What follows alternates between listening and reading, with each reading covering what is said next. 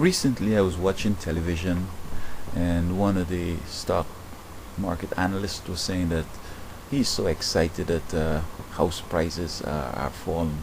He says a house shouldn't be an investment vehicle, flipping and all that. It should be just a property. And I've even before he said it, I was thinking about something similar. Now I find that you need to understand what is his motivation. Either he's hoping to make money if it goes down further, and then he buys it and makes a whole bunch of money when it comes back up. But in the meantime, he said that house value fell about $9 trillion between a certain period. Maybe I think it was '06 to last year. Now, if he understood the big picture, then I am sure he might not have spoken like that. Um, the picture is this: that as the house values drop, people having their property tax evaluated and they're paying less, so that cities are not earning the amount of money they should have. Some school boards are funded with an add-on to property taxes, I understand, and the county also seems to get some of it too, probably the state. So that is that what you want? Less police, less fire, less services, more cost along the way. When the house having a high value doesn't affect me. If I want to purchase one, well, um, that's the value that it's at. I'm lobbying for the longest while to see if I could find the vehicle or the opportunity to suggest or some way that we could bring back that $9 trillion value into the houses again, because many mortgages are on the water and the people are willing to walk away from it. But if the value had been what it had been and they're seeing they have equity, then they would want to continue paying. Therefore, the banking system would be more solvent. You would have less bank failures and so on. So, for somebody to say that he's excited that this thing happens, he's either crazy or something. But then again, hey, he has the mic, and he is a high boy, and he's getting the interview.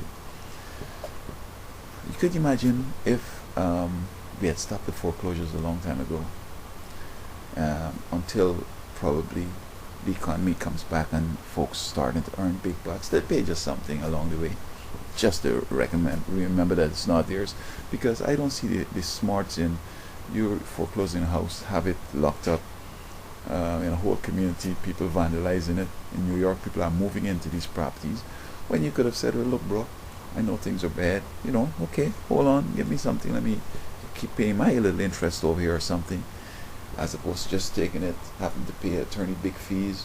And I know previously you could have taken the mortgagee to court and charge them for the difference in the value of what you get when you sell it. But that's even a waste of time because people don't have no money. Again, you're going to go to court, you have to get your attorney, they can go to jail, or no, you can't go to jail for private debt. So that's going to be the end of it. You get a judgment, you can't collect nothing because people lost everything. So I think that we have to rationally sit down and say, you know what, we're going to physically or mechanically take the value back to the highest point. As such, people could move back into the houses. People start working in home repairs and all that stuff, yards and so on. Groceries are being sold in the community. Students attending back to the schools getting their property tax. I know that there isn't great employment, but this could be also a way of coming back with the employments, with the jobs.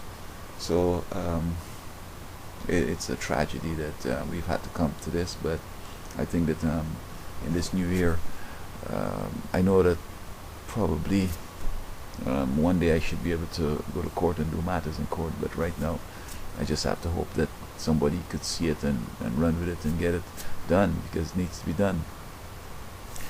On the other hand, some people are trying to keep me out from law school, causing me to, doing things with my exams and all that. So, and I really want to get this thing done.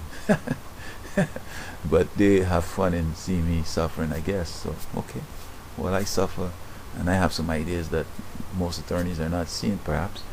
So you keep keeping me down and see who's going to work for these issues that I'm mentioning. There's so many other problems I see out there that I could fix.